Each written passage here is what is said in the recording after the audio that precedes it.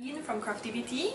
Today we received an inquiry on the difference between transparent soap base and white soap base. What is the difference between these two soap bases?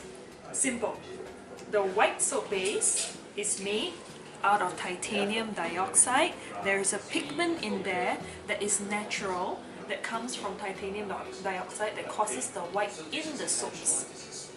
This one has no titanium dioxide, so there is no white pigment. It is clear, so it comes out as a clear soap base. So that's the difference between these two. In terms of washing power, cleansing power, moisturizing power, it's the same. It's just that the coloring is different. Why it's different and why you want to use one or the other, it depends on aesthetics. If you like to make a pastel or white soap, this is the one.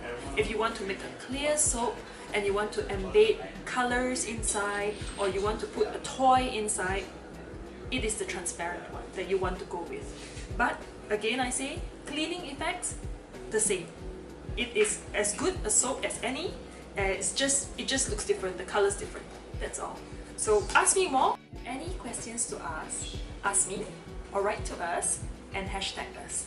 See ya.